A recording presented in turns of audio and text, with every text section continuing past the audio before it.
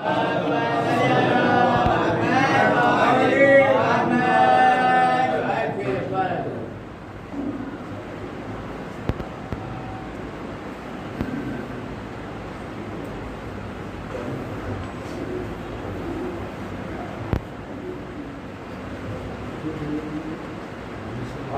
بالله من الشيطان الرجيم بسم الله الرحمن الرحيم الحمد لله رب العالمين والصلاة والسلام على أشرف الأنبياء والمرسلين خاتم النبيين مولانا الإخلاص سيدنا محمد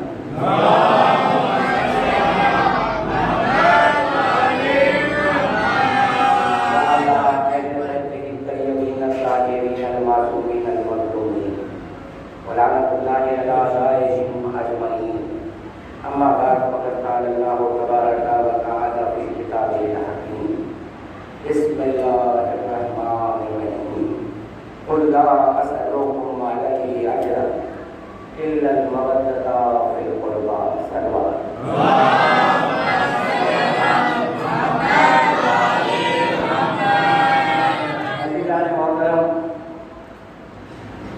سرکار دو عالم محمد مصطفیٰ صلی اللہ علیہ وسلم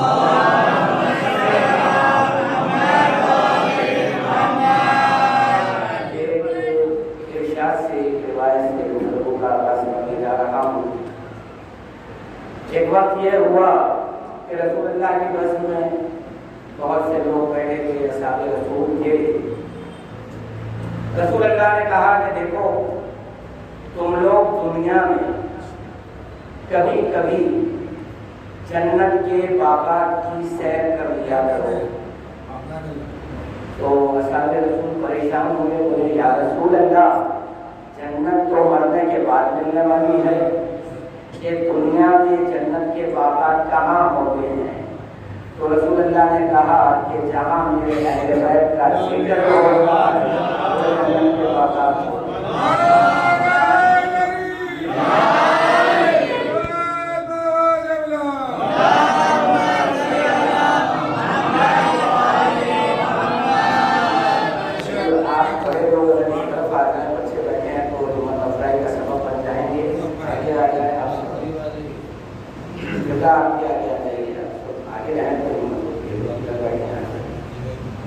ایک سلوات پڑھتے ہیں آپ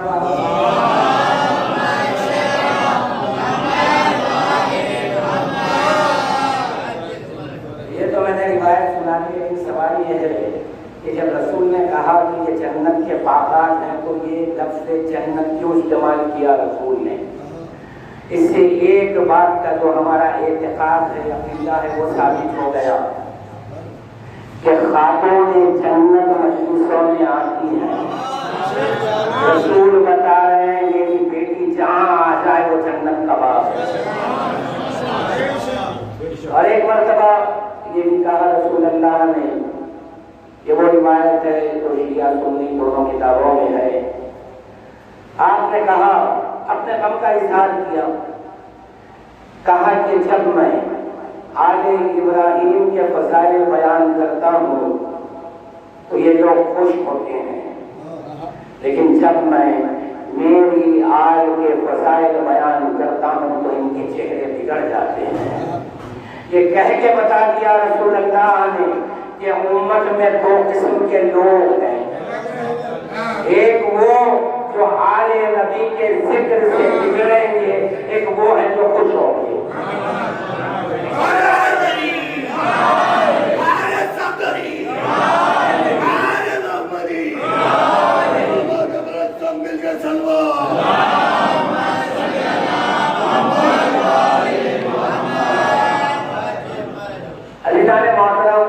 قرآن کا ایک واقعہ جس پر سب اعتقاد بھی رکھتے ہیں، قرآن ہے اس سے انکار کیا ہے، واقف سبھی ہیں، لیکن ہمیں چاہیے کیونکہ قرآن دعوت دیتا ہے اور امام کا بھی ارشاد ہے کہ آؤ اس کتاب پر تفکر کرو۔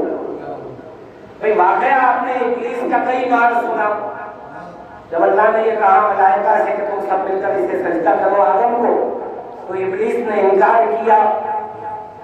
انکار کرنے کے بعد اللہ نے کہا فخرج منہا، میری بارگاہ سے نکل جا، وَإِنَّ عَلَيْكَ لَعْنَتِي إِلَى يَوْمِ الدِّينِ، اب آج کے بعد تجھ پر میری لعنت ہے۔ مجھے ایک بات یہاں سمجھ میں نہیں آئی، انکار سجدہ پر اللہ نے لعنت کیوں بھیجی؟ نہیں، غور نہیں کیا آپ نے؟ دیکھیے، اگر کوئی نمازی ہے اور ایک آدھ بار اگر کوئی نماز نہ پڑھے تو وہ لعنتی تو نہیں ہوتا، مسلمان باقی رہتا ہے۔ مگر یہ کیا راز ہے قرآن کا کہ وہ ایسا نمازی ابلیس جو آج تک جب سے کائنات بنی ہے کوئی انسان اتنی عبادت نہیں کیا ہے جتنے اس نے کی ہے سجدے، ابلیس نے اتنے سجدے کیے ہیں۔ اب اگر وہ ایک سجدے سے انکار کرے تو اللہ اتنا غیر میں کیوں آتا ہے؟ اور پھر یہ کہنا کہ تجھ پر لعنت، تو قرآن کا یہ راز سن لیں تو قرآن میں اللہ نے ابلیس سے کہا، قال یا ابلیس ہو ما منعک ان تسجد لما خلقت بیدی استکبرت ام کنت من العالین، اے ابلیس تو اسے سجدہ کرنے سے انکار کرتا ہے جسے میں نے اپنے ہاتھوں سے بنایا ہے۔ ام کنت من العالین، یہاں فیصلہ ہے لعنت کا، کیا تو اپنے آپ کو عالین میں سے سمجھتا ہے؟ تو اس وقت کچھ لوگ موجود تھے جو سب سے اعلیٰ تھے۔ یہ آیت ہے جناب، آیت ہے یہ، ام کنت من العالین، کیا ہے ابلیس تو اپنے آپ کو ان اعلیٰ ہستیوں کے برابر سمجھتا ہے؟ یہ عالم کون ہے؟ میں نے سنی مفسران قرآن کی کتابیں پڑھی، ہر کوئی یہاں خاموشی سے نکل جاتا ہے، کوئی تفسیر کیوں نہیں کرتے؟ یہ اعلیٰ درجے والے لوگ تھے کون آخر؟ بھائی میں نے پوچھا بھی ہے، علماء سے بھی دریافت کیا، بھائی ابھی تو آدم بن رہے ہیں، اب ملائکہ سے حکم ہے سجدہ کرو، ابلیس سجدہ نہیں کرتا، اب اللہ کہتا ہے تو اپنے آپ کو ان کے برابر سمجھتا ہے، تو یہ کون تھے وہاں پر؟ کل میں تفصیل میں نہیں جاؤں گا، نتیجہ دینا ہے مجھے لعنت کا۔ امام سے پوچھا گیا مولا یہ عالم کون ہے؟ تو کہا کہ ہم محمد و آل محمد تھے۔ اب پتہ یہ چلا اللہ کیا کہتا ہے، اے ابلیس تو اپنے آپ کو اہل بیت کے برابر سمجھتا ہے، آج میں قانون بناتا ہوں، کل اگر کوئی اہل بیت کے برابر سمجھے گا اس پر لعنت بھیجنا، یہ اللہ کی سنت ہے۔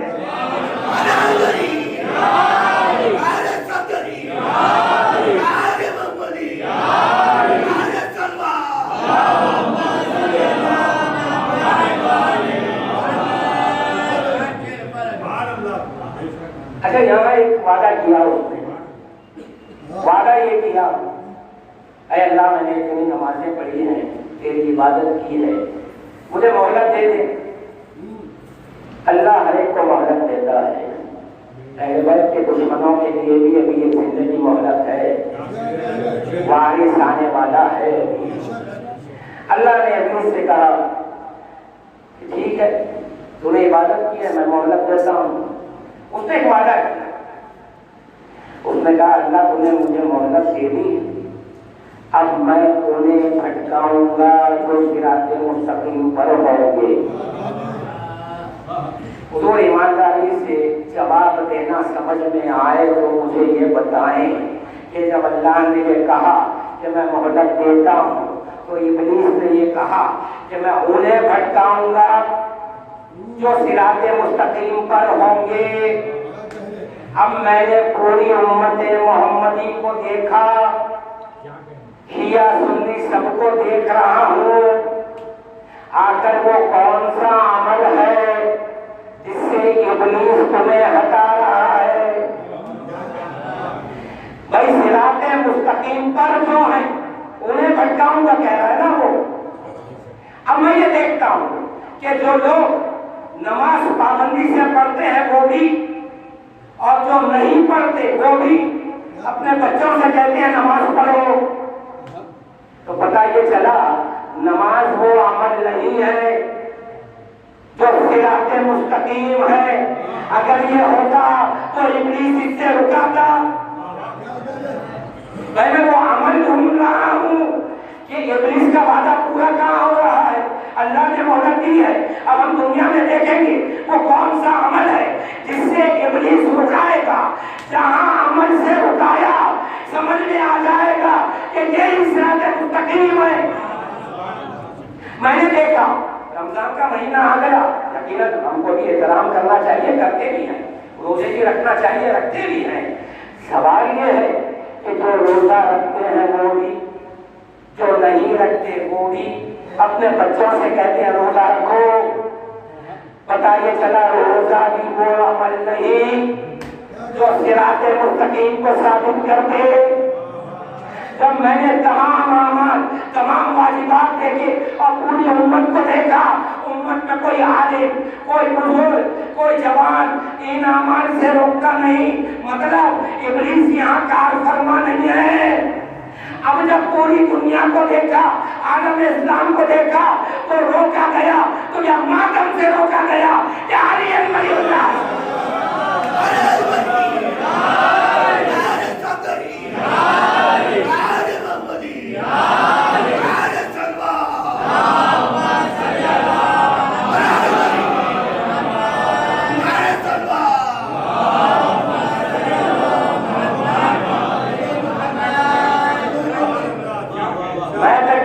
کہ ابلیس رکا کر حق بتا دیا، اس نے ماتم سے رکا کر یہ بتایا کہ یہ صراط مستقیم ہے۔ دیکھیے کوئی پہچان ہے ہماری یہاں شیعہ قوم کی، ایک یا اقرار ولایت امیر المومنین ہے یا ماتم حسین۔ اس کے علاوہ مجھے کوئی بتا دے کہ پوری امت میں، ہمارے فرقے میں اور فرقوں میں فرق کیا ہے؟ دو ہی باتیں ہیں نا بھائی۔ اب جب یہ دو ہی باتیں ہیں تو امت اسی کے پیچھے پڑی ہے کہ بھائی علی ولی اللہ کیوں، عزائے حسین کیوں، ماتم حسین کیوں۔ تو یہی مقصد تھا میرا، یہ تمہید تھی اب تک، بانی مجلس کی بھی خواہش تھی علی بھائی کی کہ آج میں کونی ماتم پر جو اعتراضات، سوالات، تنقیدیں ہوتی ہیں اس کے جوابات ہوں۔ دیکھیے ہر دور میں مومنین، دانشوران قوم، علماء جب بھی یہ اعتراض آتا ہے اپنے اپنے معیارات سے جوابات دیتے ہیں، لیکن ہمارا بھی فریضہ ہے جب ہمارے دور میں بھی یہ باتیں آئی ہے تو ہم کو بھی چاہیے کہ ہم اس کا جواب دیں۔ بھئی ایک ایک اعتراض دے کر ہم بات کریں گے۔ سب سے پہلا سوال کہ یہ ماتم ہم کرتے کیوں ہیں، اور میں جوابات کوشش کروں گا مولا کی مدد سے کہ سب قرآن سے جواب دوں گا۔ تو پہلے نوجوانوں یہ سمجھو کہ ہماری عزاداری، ہمارا ماتم ہے کیا؟ یہ کوئی صرف جذبہ عقیدت کا نام نہیں ہے۔ یہ نہیں کہہ دینا نہیں یہ ہمارا عقیدہ ہے، نہیں، ہمارے عقائد قرآن کے حقائق ہیں۔ ایک ایک آیت سے جواب ملتا ہے، ایک ایک عزاداری کے رکن کا۔ اب سنیں آپ کہ ماتم کرتے کیوں ہیں؟ جب ہم یہ دیکھتے ہیں کہ 23 سال رسول اللہ نے تبلیغ دین کی۔ اچھا اور ایک جواب مل جائے گا یہاں پر، ایک بحث ہوتی ہے بزرگوں میں، نوجوانوں میں، علماء میں، ارے بھائی یہ ماتم اصول دین میں ہے یا فروع دین میں ہے؟ اصول دین یعنی توحید، عدل، نبوت، امامت، قیامت، اس پر ایمان رکھنا ہے۔ کچھ لوگ کہتے ہیں نہیں فروع دین میں ہے، نماز، روزہ، حج، زکات، صوم، جہاد، امر بالمعروف، نہی عن المنکر، تولہ۔ آج جواب دینے جا رہا ہوں قرآن سے۔ ماتم، عزاداری، خون بہانا نہ اصول میں ہے نہ فروع میں ہے۔ کیا دین کا حصہ نہیں ہے؟ نہیں، دین پر غالب ہے۔ ابھی جواب دے رہا ہوں قرآن سے سند۔ 23 سال کی تبلیغ کے بعد جب اصحاب رسول مسلمان آئے آپ نے اصول دین دے دیے، فروع دین دے دیے، ہمیں انسان بنا دیا، اب ہم چاہتے ہیں کہ اس کا کوئی معاوضہ اجر آپ کو دیں۔ تو اللہ نے کہا اے میرے حبیب ان سے کہہ دو قل لا اسألکم علیہ اجرا الا المودۃ فی القربى، ہمیں کچھ نہیں چاہیے، اہل بیت کی محبت لاؤ۔ تو پتہ یہ چلا اصول فروع ملنے کے بعد اب جو لے کر جانا ہے وہ محبت اہل بیت، محبت اہل بیت میں ماتم ہے، عزاداری ہے۔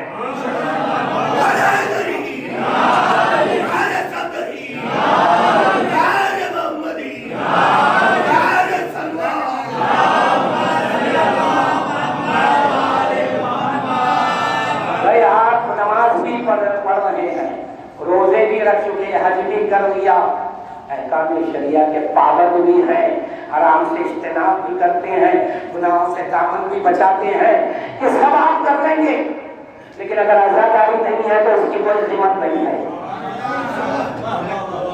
رکشہ گزرا جائے گا، ایک سلوات پڑھ دیا،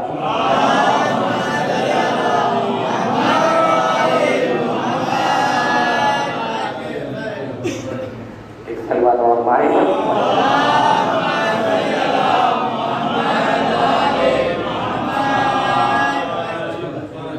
حدیث رسول سے بھی یہ بات ثابت کر دوں، یہ اہل سنت کی کتاب ہے کوکب الدرری، اس میں یہ حدیث موجود ہے۔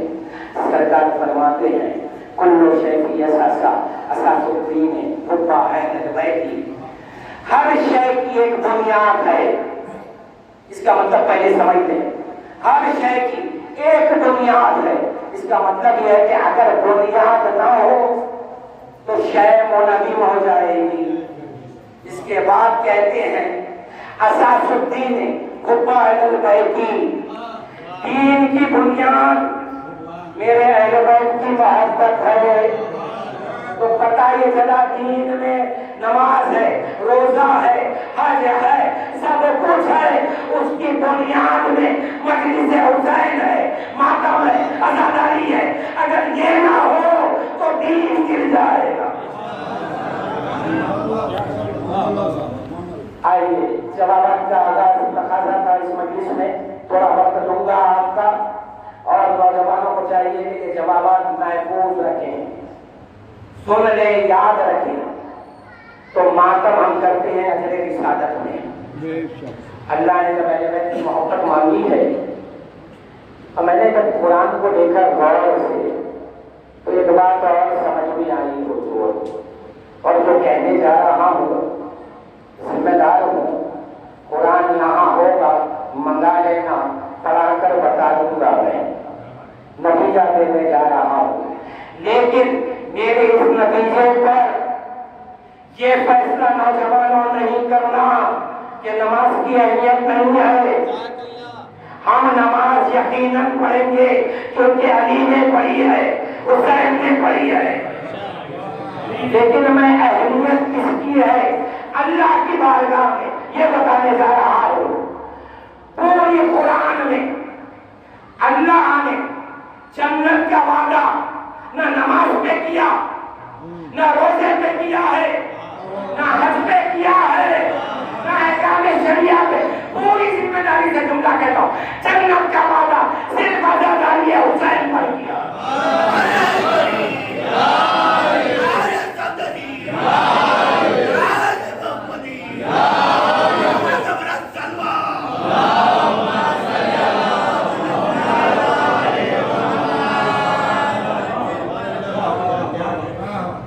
بڑی ذمہ داری ہے میری، غلط طریقے سے کوئی اعتراض ہو یعنی رہوں گا، تھوڑی دیر پوچھ لینا، قرآن لا لینا، نتیجہ آپ کے سامنے رہے گا۔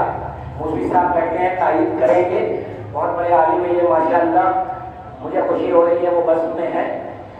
تو حضور پہلا اعتراض، بھئی یہ بتائیں کیا کسی نے کہا آپ سے، کسی معصوم نے کہا کہ خون بہاؤ؟ کوئی قرآن کی آیت ہے، کوئی حدیث ہے؟ ہاں ہے، جو نہیں جانتے ان تک پہنچا رہا ہو۔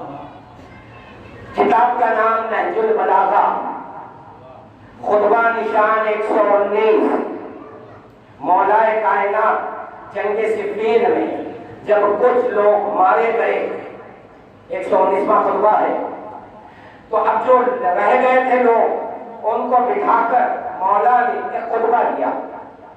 اس خطبے میں کہا کہ دیکھو یہ میرے مسلمان بھائی جو اس جنگ میں مارے گئے ہیں، ان کا مرتبہ شہید کا مرتبہ ہے، اور اب حق بجانب ہے اگر ہم شہیدوں کی دید کے پیاسے رہیں اور ان کے فراق میں، ان کی جدائی میں اپنی بوٹیاں کاٹ لیں تو یہ حق بجانب ہے۔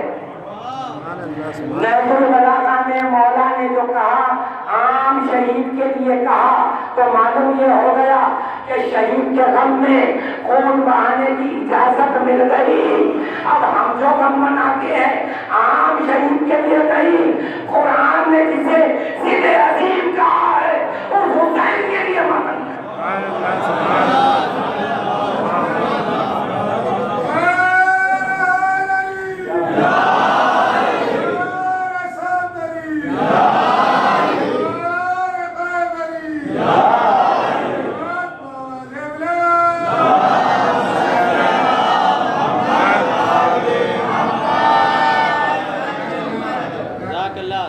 جب یہ دلیل پہلے بار میں نے دی تو علمی حلقے سے ایک سوال آیا، اچھا سوال تھا۔ انہوں نے سوال یہ کیا کہ قبلہ یہ بتائیں کہ جب صفین میں مولا نے یہ کہا تو کیا جو اصحاب تھے انہوں نے خنجر لے کر خما کی یا ماتم کیا؟ اگر وہ کرتے تو ہم بھی کرتے۔ تو میں نے کہا اب میرا سوال آپ سے ہے، دین کا کوئی بھی فیصلہ معصوم کے کہنے پر آپ کرتے ہیں یا لوگوں کے کہنے پہ آپ کرتے ہیں؟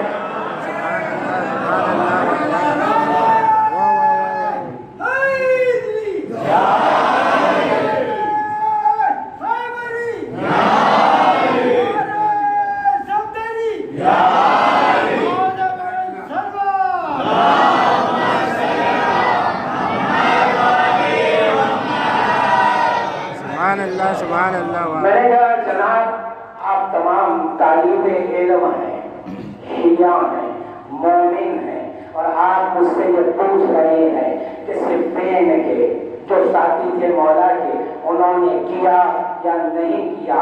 اگر وہ کرتے تو ہم کرتے۔ میں نے آپ سے سوال کیا ہے کہ ہمارا عمل معصوم کے کہنے پر ہوگا یا لوگوں کے کرنے پر ہوگا؟ میں نے کہا اگر لوگوں کے کرنے پر عمل کرنا ہے تو غدیر میں رسول اللہ نے کہا من کنت مولا وہذا علی مولا۔ لوگوں نے علی کو خلیفہ نہیں مانا تو تم بھی مت مانو۔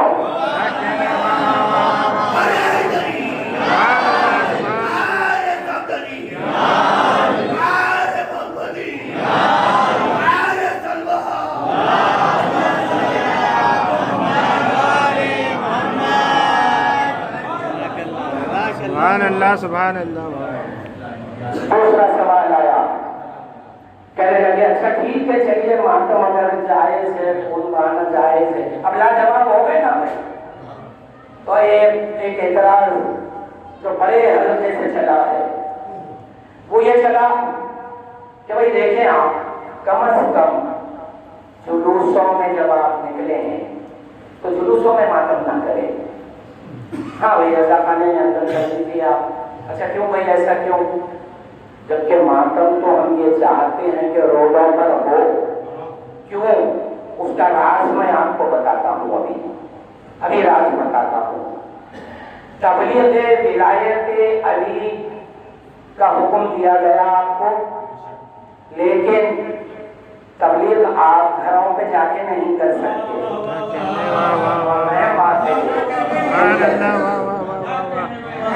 اچھا مولا سے پوچھا گیا تبلیغ کیسے کریں؟ تو کہا اگر کوئی تم سے سوال کرے اعتراض کرے, تمہارے کسی عمل پہ سوال کرے, تو تب تمہیں حق ہے کہ پورا دین بتاؤ. اب میں یہ دیکھ رہا ہوں, آفس میں کام کر رہا ہوں, میں نے مالک سے کہا ذرا میں نماز پڑھ دوں, اس نے یہ نہیں پوچھا یہ عمل کیا ہے. جب نہیں پوچھا تو میں دین کی تبلیغ کیسے کروں. رمضان کا مہینہ آیا, میں نے مالک سے کہا میں روزہ ہوں, دوپہر کا کھانا نہیں کھاؤں گا. اس نے یہ نہیں پوچھا کہ عمل کیا ہے. اگر وہ پوچھتا تو میں تبلیغ کرتا. میں نے کہا چھٹی دے دو, حج پہ جا رہا ہوں. اس نے یہ نہیں پوچھا یہ عمل کیا ہے. جتنے اعمال تھے کرتا رہا, کوئی مجھ سے پوچھتا ہی نہیں میں تبلیغ ولایت کیسے کروں مولا. جب راستے پر میں نے زنجیر ماری, میرے مالک نے سوال کیا یہ کیا ہے. اب مجھے موقع ملا تبلیغ ولایت ہے.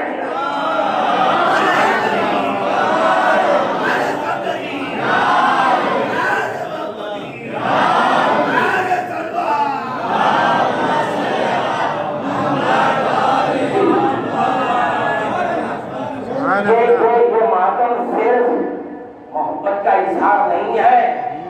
شہزادی کونین نے جب کہا تھا کہ میرے بیٹے پر روئے گا کون, تو بیوی نے کیا مانگ لیا. فاطمہ زہرا ہے, رسول کی بیٹی ہے, معصومہ ہے, خاتون جنت ہے. یہ نہیں کہ خالی روئے ماتم کریں, بلکہ بیوی جانتی تھی جب یہ عزاداری یہ کریں گے تو دنیا پوچھے گی تم یہ کیوں کرتے ہو, تو علی کی ولایت کی تبلیغ ہوگی. بیوی نے آنسو مانگ کر تبلیغ کا راستہ دے دیا.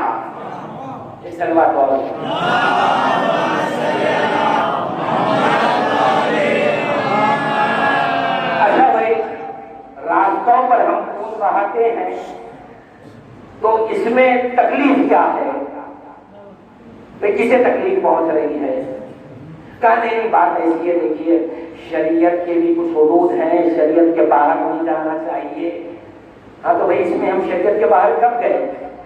کہا کہ نہیں, بات ایسی ہے کہ جب آپ قمیض اتارتے ہیں ماتم کے لیے تو قوم کی عورتیں ہماری عزاداری کا جلوس دیکھتی ہیں, ماتم کا جلوس دیکھتی ہیں, تو عورتوں کے لیے آپ نامحرم ہیں, آپ قمیض اتاریں گے, عورتیں دیکھیں گی تو نامحرمی ہے درمیان میں حائل. اس لیے آپ تو گھروں میں عزا خانوں میں کر لیجئے. کتنا معقول اعتراض ہے. بظاہر کیسا لگتا ہے, بڑی اچھی بات کہی ہوئی انہوں نے. میں نے سوال کیا حضور اگر میں قمیض نہیں اتاروں تو تب بھی کیا میں نامحرم نہیں ہوں عورتوں کے لیے.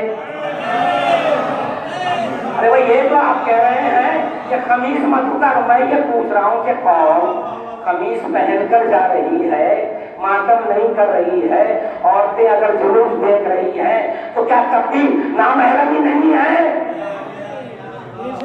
میں نے کہا اب آپ حکم فتویٰ ایسے نہیں, ایسے دو کہ ہماری قوم کی عورتیں عزاداری کا جلوس نہ دیکھیں.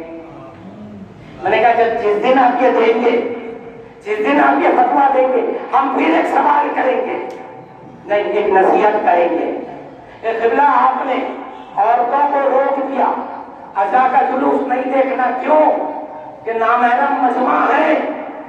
تو پھر اپنی بہنوں کو, بیٹیوں کو, ماں کو یہ بھی بتا دو کہ اگر مستفی ہو جائے تو حج کے لیے نہیں جانا, کیونکہ حج میں صرف شیعہ قوم نہیں ہر فرقے کا مرد آتا ہے.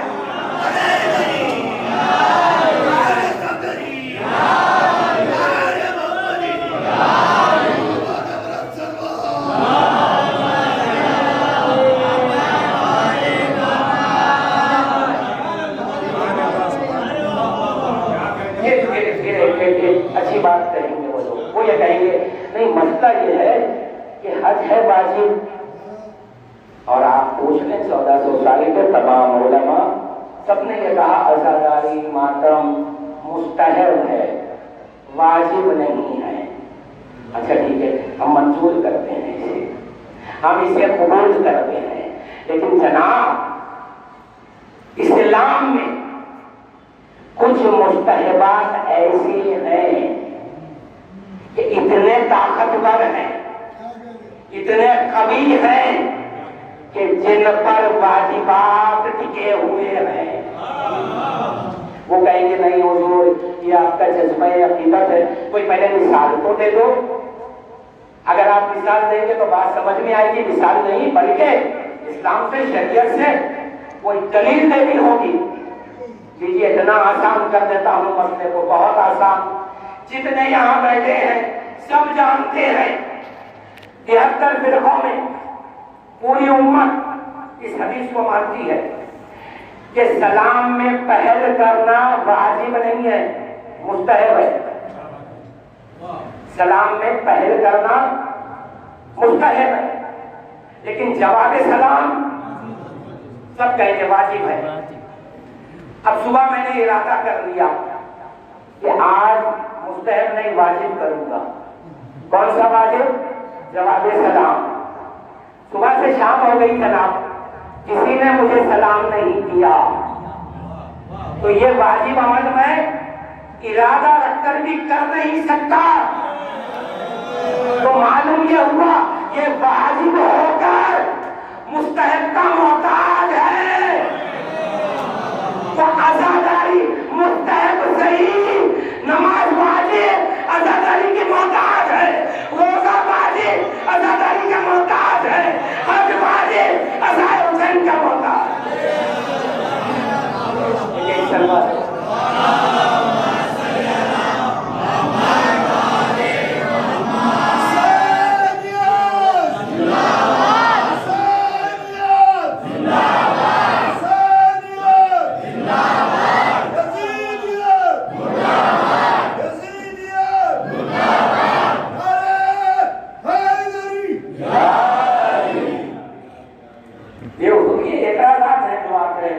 جواب دینا ضروری ہے نوجوانوں کے لیے، تاکہ کل اور حملے ہوں گے عزاداری پر۔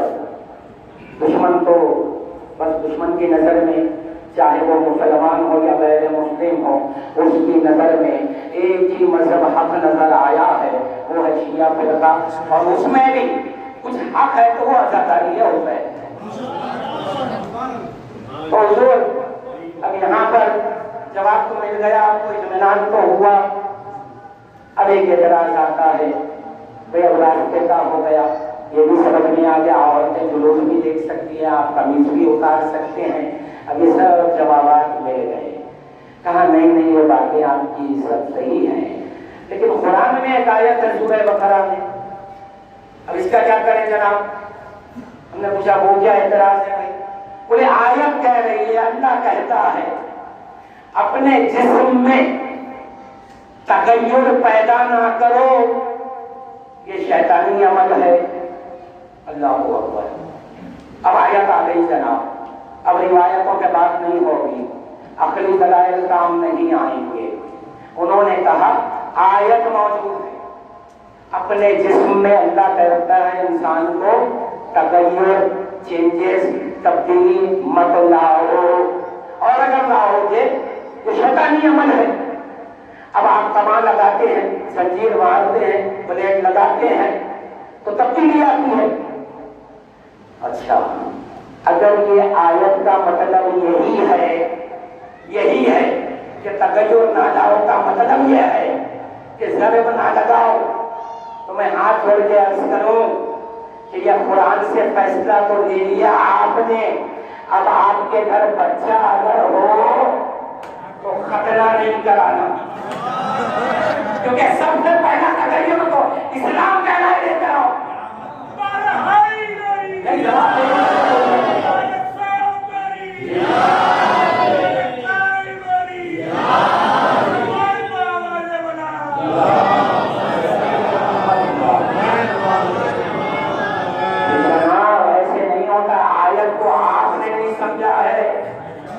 آیت کا مطلب تغیر آیا لفظ یعنی کہ بدل جائے حیت بدل جائے، اس کا مطلب یہ ہے کہ اگر مرد آپریشن کرا کے عورت بن جائے، عورت مرد مرد بن جائے.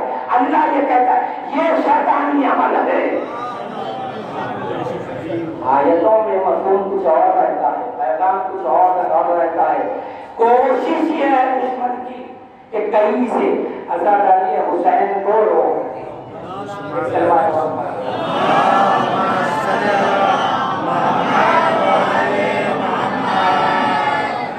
اب آئیے قرآن میں کیا لفظ آیا بھائی؟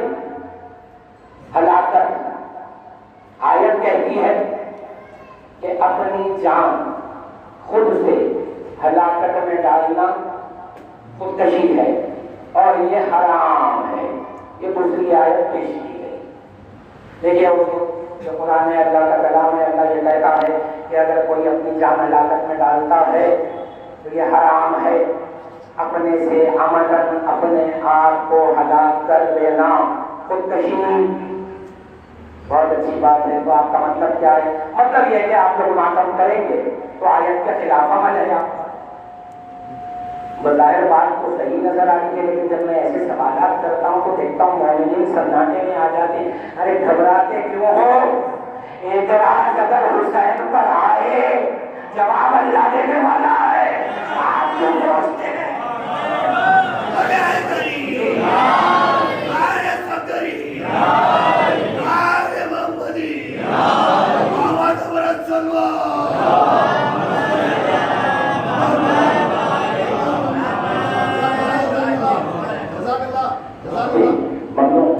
سنے میں نے کہا اچھا قرآن میں آیت ہے اپنی جان ہلاکت میں نہ ڈالو, یہ خودکشی حرام ہے, ہم بھی مانتے ہیں.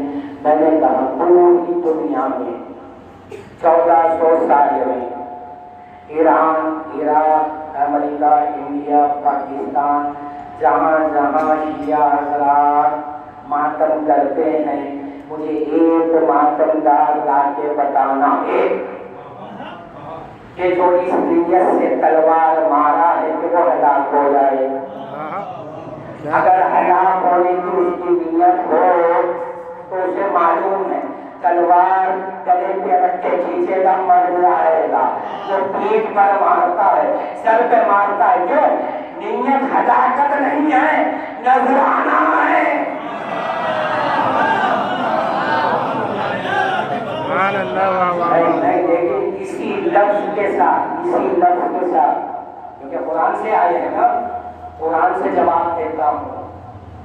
سورہ یوسف 12واں سورہ قرآن حکیم کا آیت نشان 85 واقعہ یعقوب علیہ السلام کا اللہ سنا رہا ہے.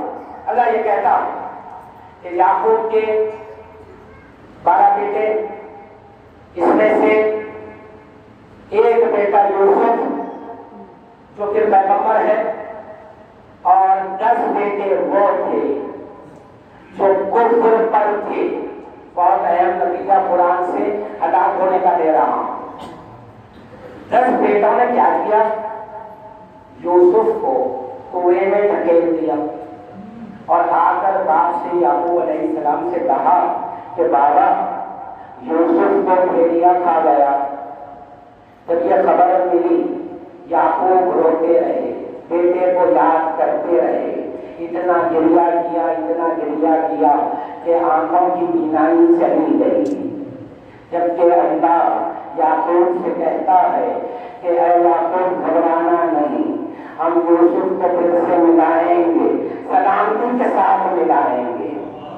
لیکن یعقوب پیغمبر ہو کر اللہ کا سہارا ملنے کے باوجود بیٹے کے غم میں اتنا رو رہے ہیں, آنکھوں کی بینائی چلی گئی. اب میں آیت سنانے جا رہا ہوں. وہ 10 بیٹے جو اس وقت کفر پر انہوں نے کہا بابا آپ یوسف کو کتنا یاد کرتے ہیں, آپ بیمار پڑ جائیں گے اور تکونا من الحالکین, آپ ہلاک ہو جائیں گے. بہت بڑا نتیجہ قرآن سے. یعقوب اپنے عزیز کے غم میں ایسا غم مناتے ہیں کہ دیکھنے والوں کو لگتا ہے کہ ہلاک ہو رہے ہیں,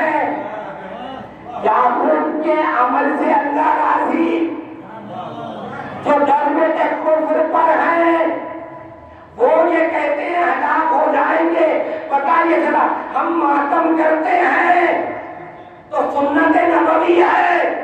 جو ہم سے یہ کہتے ہیں ہلاک ہو جائیں گے وہ کفر پر ہیں.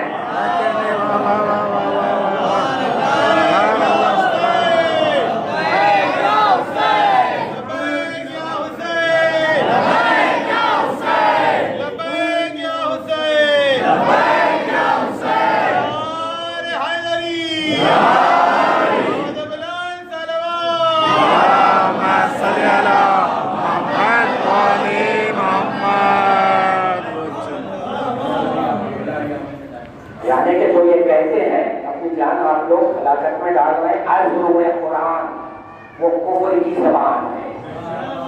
اور جو عمل ہمارا ہے ازروع قرآن ایک نبی کا عمل ہے.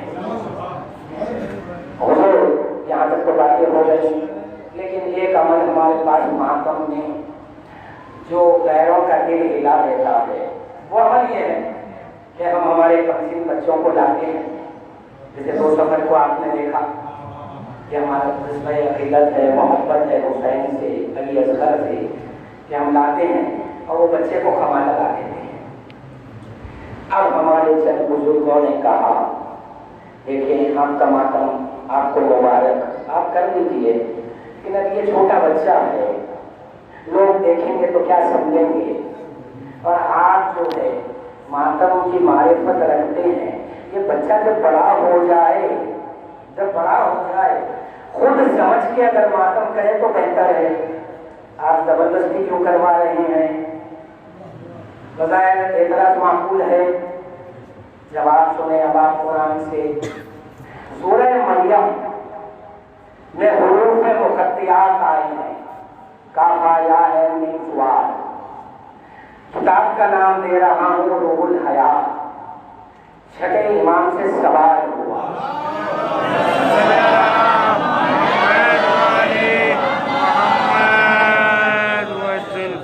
تو مولا یہ جو حروف مقطعات ہیں ان کا راز کیا ہے؟ امام نے کہا کہ سنو پیغمبر زکریا جب جبرائیل آئے تو کہا اے جبرائیل پیغمبر ہے زکریا. انہوں نے کہا جبرائیل مجھے کوئی ایسا وظیفہ دے دو کہ اگر میں مشکل میں رہوں تو وہ پڑھ دو. انہوں نے کہا کہ محمد علی فاطمہ حسن حسین یہ نام یاد کر لو اور جب دل چاہے پڑھتے رہنا. کچھ دن کے بعد جبرائیل آئے. پیغمبر زکریا نے کہا ہے جبرائیل ایک بات سمجھ میں نہیں آئی. میں محمد علی فاطمہ حسن کہتا ہوں تو سرور محسوس کرتا ہوں لیکن جب حسین کہتا ہوں تو میرا دل غمزدہ ہو جاتا ہے. آخر یہ حسین ہے کون؟ تو جبرائیل نے کہا یہ سوال تو آپ اللہ سے کیجیے. براہ راست آواز الہی آئی کہا اے زکریا سن حسین کون ہے؟ اب یہاں پر حسین کا ذاکر اللہ بنا ہوا ہے. اللہ نے کربلا سنا کب سنا رہا ہے اللہ؟ ابھی واقعہ ہوا نہیں. زکریا کو سنا رہا ہے. جب زکریا نے پورا واقعہ سن لیا تو آپ مسجد میں گئے. 3 روز تک لوگوں سے بات نہیں کی. آنسو بہاتے رہے روتے رہے. باہر آئے آ کر دعا مانگی کہا اللہ مجھے ایک بیٹا عطا کر دے اور اس بیٹے کی محبت میرے دل میں بھر دے اور اس بیٹے کو تعزیے غم حسین میں شہید کروا تاکہ میں حسین کا غم منا سکوں. اللہ نے انہیں بیٹا دیا جن کا نام یحییٰ ہے. بس واقعہ سنا دیا جواب مل گیا. میرا سوال ہے کہ جب زکریا نے اللہ سے دعا مانگی کہ حسین کے غم میں بیٹا دے اور اسے قربان کر دے تو اللہ کو کہنا چاہیے تھا زکریا قربان تم ہو جاؤ بیٹے کو کیوں کرتے ہو؟ یہ بتا دیا اللہ نے خود قربان ہونا ایک منزل ہے محمد کی بیٹوں کو قربان کرنا اس سے بڑی منزل ہے. ہم قرآن دیکھ کر اپنے بچوں کو لاتے ہیں علی اصغر کے ہم میں خون باندھتے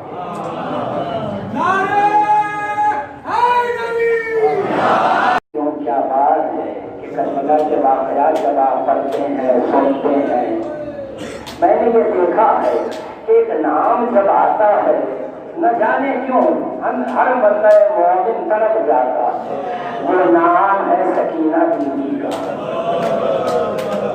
مجھے ایسا لگتا ہے کہ ہر مومن کا دل دل عباس بن جاتا ہے جب سکینہ کا ذکر ہوتا ہے۔ عمر ہے 4 سال اللہ تعالیٰ۔ آپ لوگ یہ واقعہ اکثر سنتے ہیں بڑی آسانی سے کہ شمر نے تماچے مارے ہیں۔ تاریخ بیان کرتی ہے کہ شمر ملون اتنا قوی تھا کہ وہ نیزہ جو 3 بہادر مل کر اٹھاتے تھے کہ شمر اپنے ایک ہاتھ سے اٹھاتا تھا، بس مسائل ہو گئے۔ شمر کا ایسا قوی ہاتھ سکینہ کے روزان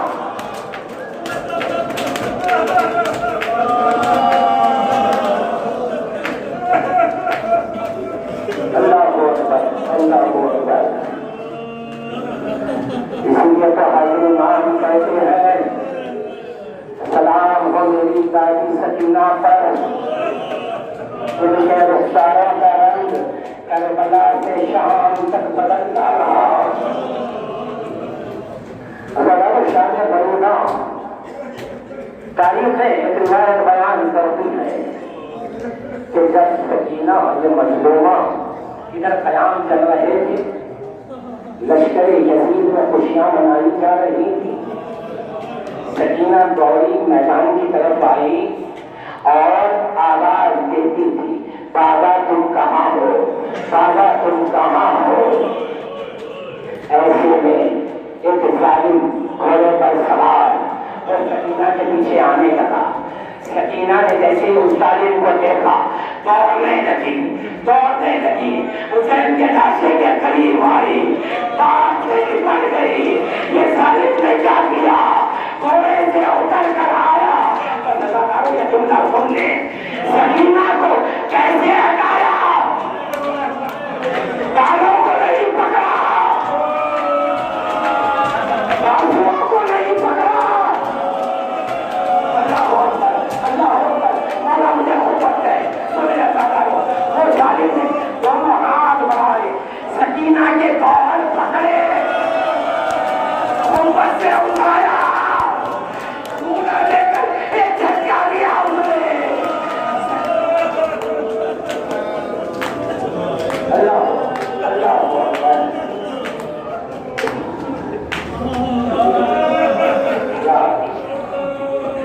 اب یہ سفر کا آغاز ہوا۔ دوران سفر شمر کو جب موقع ملتا سکینہ بیوی کو تماشا ہوا۔ پھر وہ وقت آیا اس پچھی پر کہ قید خانہ شام کا آغاز ہوا۔ زندان شام کی وہ رات آئی کہ سکینہ باپ کو یاد کر کے رونے لگی۔ یزید مدعو نے کیا کیا؟ سپاہیوں کو بلایا اور بلا کر کہا کہ یہ کس کی آواز ہے؟ کہا حسین کی چہیتی بیٹی سکینہ کی آواز ہے۔ اس ظالم نے سپاہیوں سے کہا حسین کا کٹا ہوا سر پچھی کے پاس پہنچا دو۔ اب جیسے ہی زندان میں حسین کا سر آیا، سکینہ نے باپ کے سر کو دیکھا، ہاتھوں میں لیا، سینے سے لگایا، اب دل کھول کر بیان کر رہی ہے، بابا آپ چلے گئے، ظالم نے تماچے مارے ہیں، میرے شوہر چھین لیے۔ اس کے بعد قیامت کا جملہ سکینہ نے کہا بابا آپ کو آپ کی امامت کی قسم 57 سال کی عمر میں کیا آپ نے کبھی 4 سال کی ضعیفہ دیکھی ہے؟ آنکھیں کھولو بابا، سکینہ کے بال چھپائے ہو۔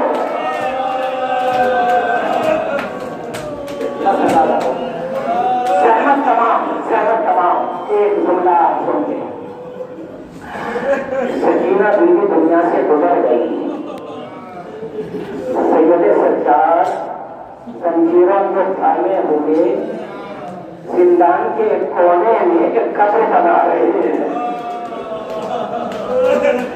अंधेरा जिंदान जब कब्र बन गई तो सैयद सज्जदात ने बीबी फिजा से कहा, अम्मा फिजा, सकीना की मैयत लाओ।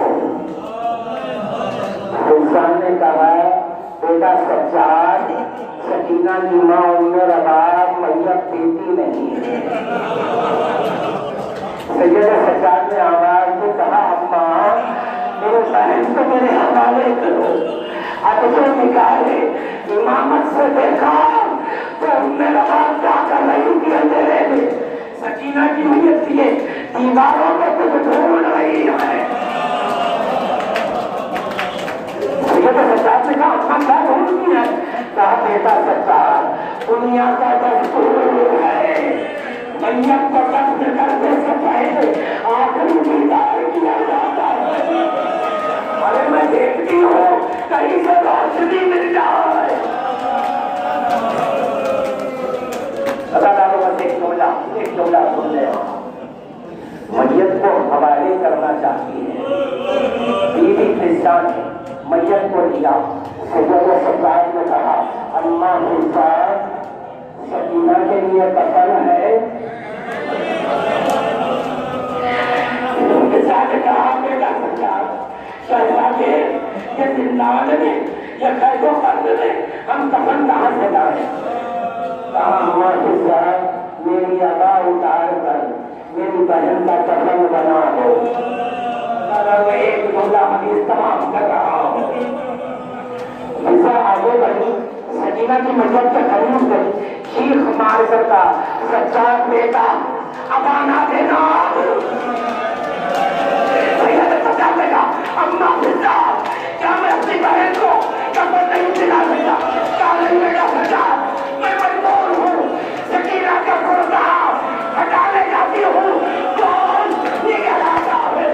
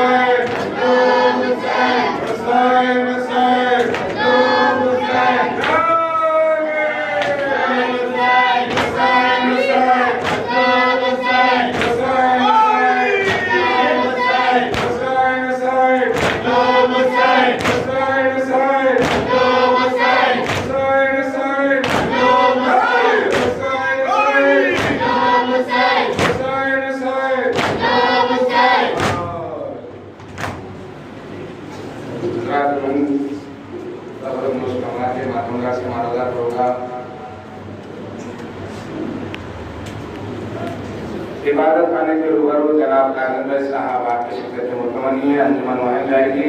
मातमदार से मारूला मुकरूगा के तबरुक नोश फरमाकर बारगाह अंदर इस्लाम पर तशरीफ ला लें।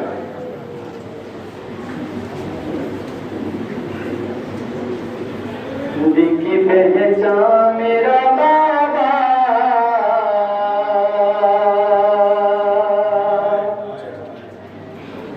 है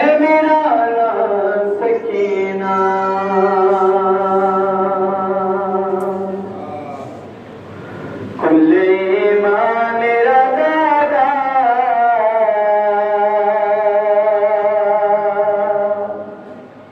ہے میرا نام سکینہ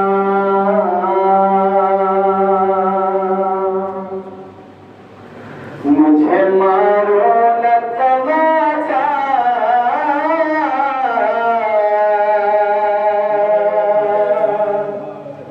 مجھے مارو نہ تماشا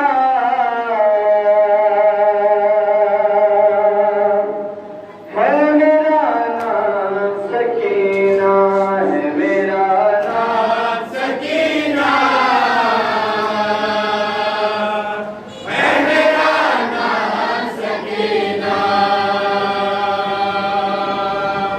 باپ بابا کے یتیمی نے ستایا مجھ کو شمر نے ماں کے دلوں سے رلایا مجھ کو شمر نے ماں کے دلوں سے رلایا مجھ کو میں نے ہر ظلم اٹھایا